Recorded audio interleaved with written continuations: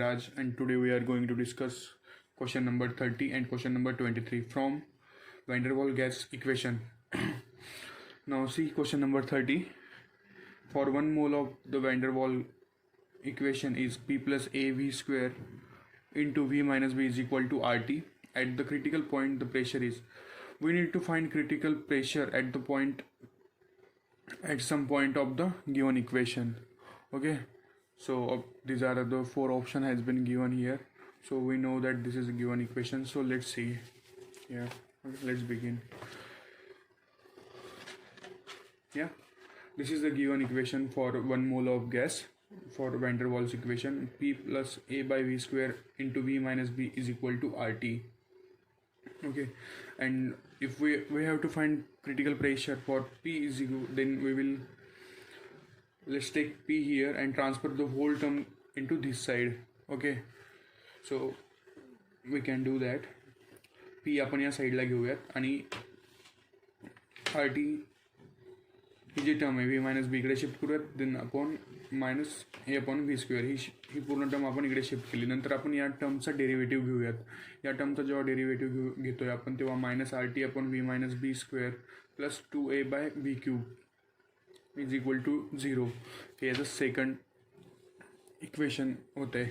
त्यानंतर आपण याचा डबल डेरिव्हेटिव्ह घेऊ. जेव्हा आपण याचा डबल डेरिव्हेटिव्ह घेऊ प्रेशरचा 2RT V minus B is minus 6A upon V to power 4 is equal to 0. हे याचं डबल डेरिव्हेटिव्ह इक्वेशन. सपोज आपल्याला हे ग्राफिकली जर मेन्शन करायचं असेल, suppose let's see here. Okay, this is a graph. Okay, ideal गॅसचा जो graph असतो तो हा डायरेक्टली असा स्लाइटली डिक्रीज होत जातो. इकडे प्रेशर असतं, this side we will insert volume. So आणि आपल्याला हा जो इक्वेशन गिवन दिलेला आहे, ओके, हा जो इक्वेशन गिवन दिलेला आहे याचं जर आपल्याला ग्राफ करायचा असेल तर हा असा स्लाइटली प्रेशर डिक्रीज होतोय, स्लाइटली इथे 0 होऊन जाते volume, and then again increase होऊन परत व्हॉल्यूम इन्क्रीज होत जातं. ठीक आहे, इथे स्लाइटली जो हा चेंज येतोय डेव्हिएशन, हा स्लोप आणि हा स्लोप आपल्याला इथे suppose pressure at critical point काढायचं आहे. या टर्निंग पॉईंटला आपलं जर प्रेशर इथे PC आणि इथे जो VC असेल हा आपल्याला फाइंड करायचा असतो ॲट गिवन टेम्परेचर TC. ठीक आहे, टेम्परेचर हे गिवन दिलेलं असतं ॲट TC. आपल्याला ॲक्च्युली हे क्रिटिकल पॉईंट्स फाइंड करायचे आहेत. मे बी प्रत्येक गॅससाठी वेगवेगळा इक्वेशन आपण प्रत्येक क्रिटिकल पॉईंट फाइंड करू शकतो. That's the relation of this point. Okay, now let's continue with our question. So आपण इथे डबल डेरिव्हेटिव्ह घेतला, बघा हा डबल डेरिव्हेटिव्ह घेतला. मग नंतर आपण इक्वेशन 2, हा जो इक्वेशन 2 आहे याला आपण काय करूयात, यामध्ये RT याला आपण मॉडिफाय करूयात. इक्वेशन 2 बिकम्स RT, ही जी साईड आहे ही इकडे शिफ्ट केली, then RT upon V minus B whole square is equal to 2A upon V cube. Okay, similarly आपण काय करणार इथे इक्वेशन नंबर 3ला पण आपण मॉडिफाय करणार. तो की मॉडिफाय केल्यावरती 2RT upon V minus B cube is equal to 6A upon V4. ठीक आहे, हा मायनस आहे इकडे गेल्यावरती प्लस होईल, आणि इथला जो हा मायनस होता आहे ही टर्म इकडे गेल्यावरती मायनस मायनस कॅन्सल होतं. ठीक आहे, सो ह्याला जेव्हा आपण डिवाइड करू RT upon V minus B whole square upon 2RT into 2RT upon V minus B whole cube is equal to 2A upon V cube upon 6A upon v to the power 4. So RT get cancelled, that's equal to 1 by 2, and v1 by v minus b square upon v minus b whole cube 1 upon v minus b, single term राहिली ते.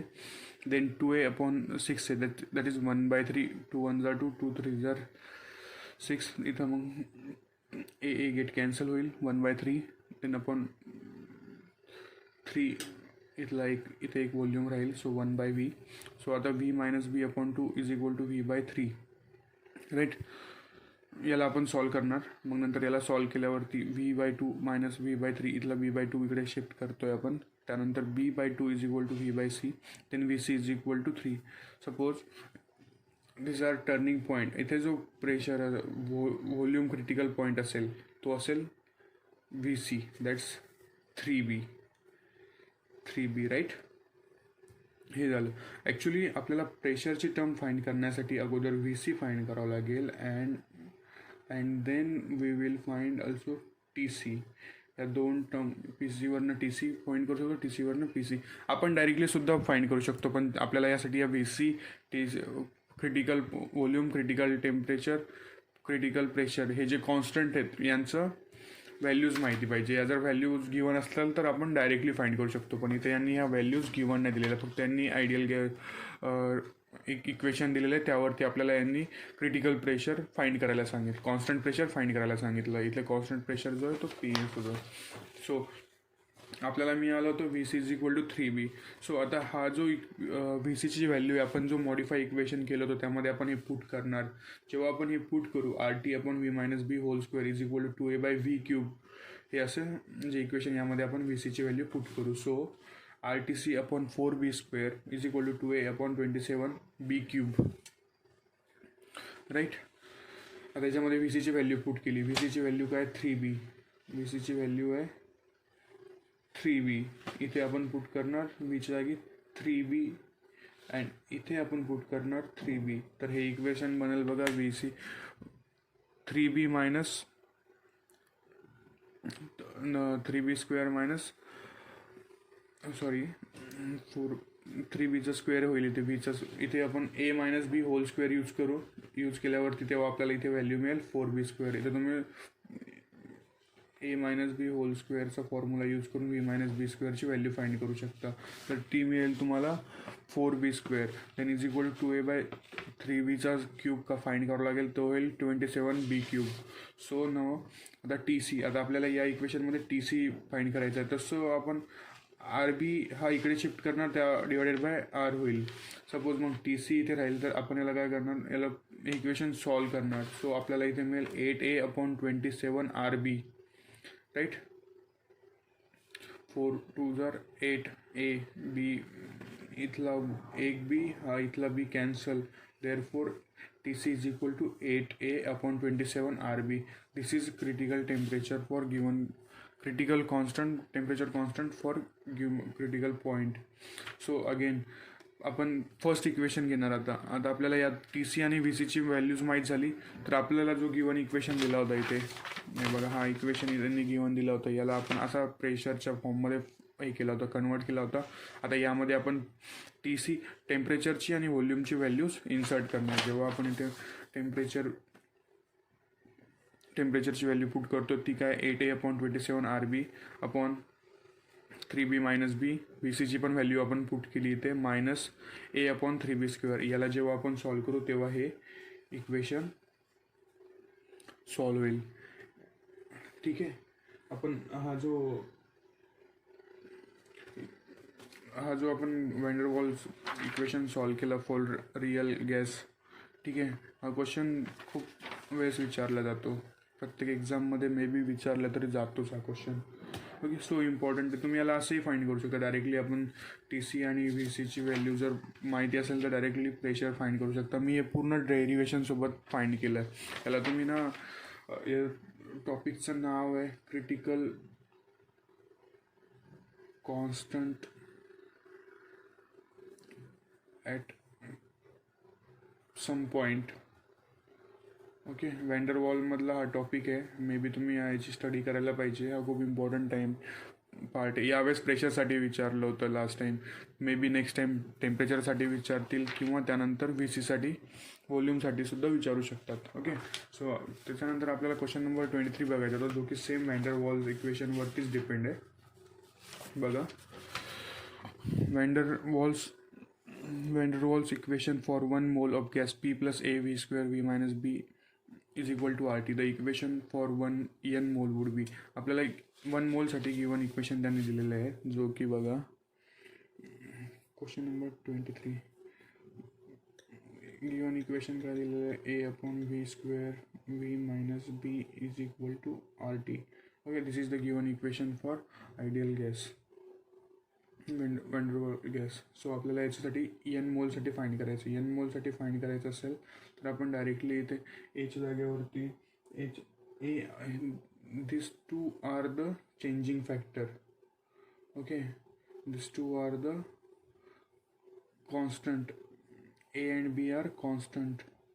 ठीक आहे. यामध्ये ए and बी हा constant असतो. So आपल्याला काय find करायचं आहे, equation for N mole. N mole find करण्यासाठी आपण एन घेणार आहे, तर N R T plus P upon A N square upon V square.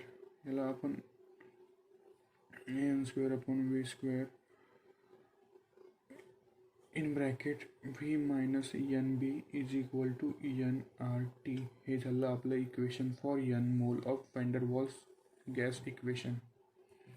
ठीक आहे. एन आर टी याच्यामध्ये ऑप्शन पण आहे बघा, सी वाला, P plus A N square upon V square V minus N B is equal to N R T. हे जो आहे हा आपला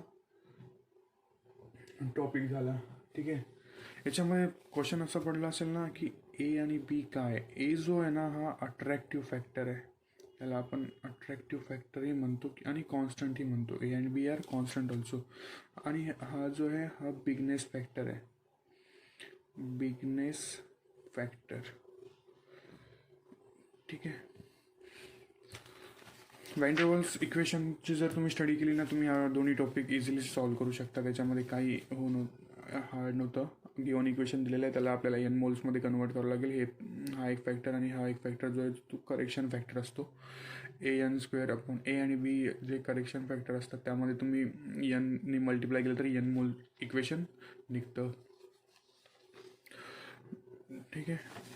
काही इश्यू वगैरे वाटला तर तुम्ही मला विचारू शकता. Okay. Thank you so much for watching the video. Thank you. Bye.